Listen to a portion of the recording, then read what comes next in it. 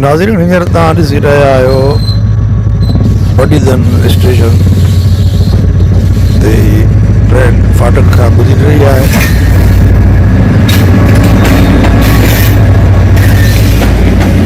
Train फाटक खां गुज़री रही आहे वडीदन स्टेशन। तव्हांखे असां वडीदन फाटक जी सूरत हाल अॼु ॾेखारींदा। फाटक बंदि थो थिए ट्रेन अचण जे करे 10 मिंट फाटक जो बंदि रहे थो। 10 मिंटनि में तव्हां ॾिसो त केतिरी ट्रेन जमा थी थिए फाटक ते। केतिरी बचड़े वारे माण्हुनि खे तकलीफ़ थिए थी, आम पब्लिक खे बि तकलीफ़ ॾिसणी थी पए। फाटक जो ॾाढो आज़ार आहे। फाटक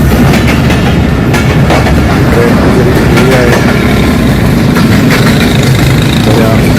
ट्रेन अची रही आहे फाटक जी।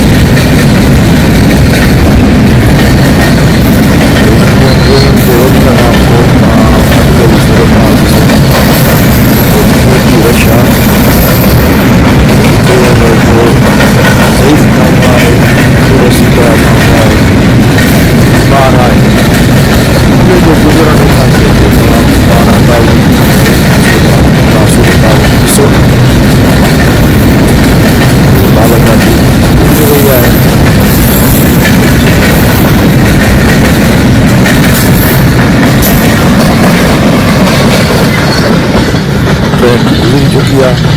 फाटक खुली रहियो आहे। तव्हां ॾिसो फाटक जी सूरत हाल ॾिसो त छा सूरत हाल आहे। केतिरी हिते माण्हुनि खे तकलीफ़ थी थिए। गाॾियुनि निकिरण में केॾो टाइम थो ज़ाया थिए। तव्हां पाण ॾिसंदव हिते जेको ज़रीफ़ माण्हू हुजे, बीमार हुजे,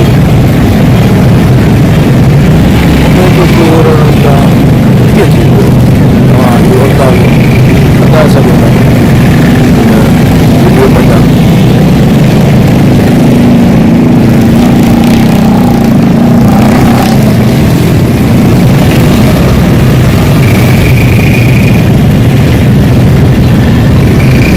ऐं नाज़रीन तव्हांखे ॿुधो न वडीदन जा ॿ शहर,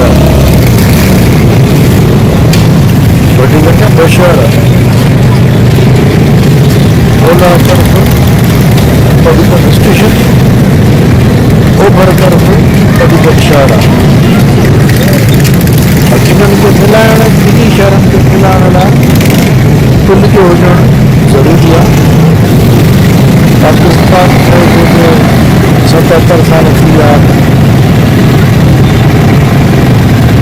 पुराणे वक़्त में आदमशुमारी घटि हुई। उन वक़्त जे लाइ बि सही हो फाटक जी सूरत। पर मौजूदा वक़्त में जॾहिं आदमशुमारीअ में इज़ाफ़ो थी चुको आहे ऐं तक़रीबन ॿई शहर आज़ादी खां पोइ ॿई शहर तक़रीबन घटी विया। इन जे लाइ गुज़रण जो वॾो मसइलो आहे। हुकूमत पाकिस्तान खे वफ़ाक़ी हुकूमत खे तवजो कंदे सूबाई हुकूमत जी ज़िम्मेवारी आहे त असां वफ़ाक़ी हुकूमत खे अहिड़ा मसइला इहा रखे अवाम खे तकलीफ़ खे सहूलियत वठी ॾियणु हुकमराननि जो कमु आहे। असां सिंध हुकूमत खे अपील कंदासीं उहो वफ़ाक़ी हुकूमत सां इन्हनि मसइलनि ते राब्तो करे जिते जिते बि अहिड़ा गंभीर मसइला आहिनि उहे मसइला हल कया वञनि। ट्रेन गुज़री वई। ट्रेन गुज़री वञण खां पोइ 8-10 मिंट ई सिलसिलो हले थो ट्रैफिक जो। तव्हां अंदाज़ लॻायो जेको बुज़ुर्ग हुजे, हेठि हुजे, ॿार हुजे, उहो हितां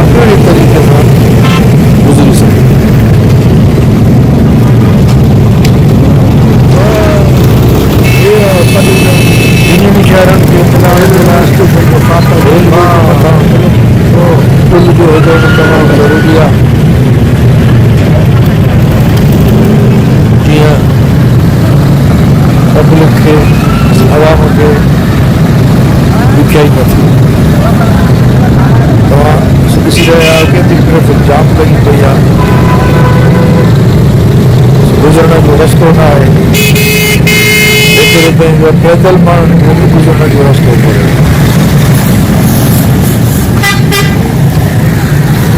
इहा सूरत हाल परीगंज फाटक जी ॿिनि शहरनि खे मिलाईंदड़ फाटक आहे। परीगंज शहर ओलह पासे परीगंज स्टेशन आहे, ओभर तरफ़ परीगंज शहर आहे।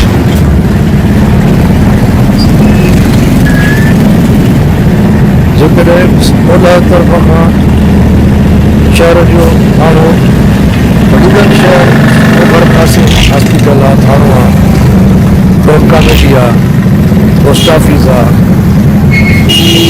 माण्हू कम सां अचे, हॉस्पिटल जे करे अचे, भली इहा सूरत हाल हुनखे थिए त हू छा करे।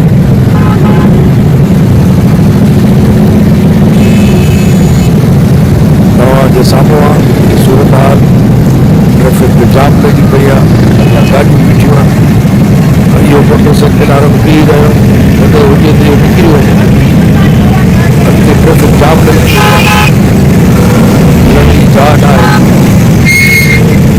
परीगंज स्टेशन फाटक जो सूरत हाल आहे। सेठ सां अहिड़ा मसइला अॻियां रखनि, उन्हनि मसइलनि हल कराइण जी कोशिशि कनि, आवाम खे सहूलियत मिले। गाॾी गुज़री वई 8-10 मिंट, अञा ट्रैफिक फाथल आहे, माण्हू फाथल निकिरी न सघिया। इहा आहे सूरत हाल परीगंज स्टेशन।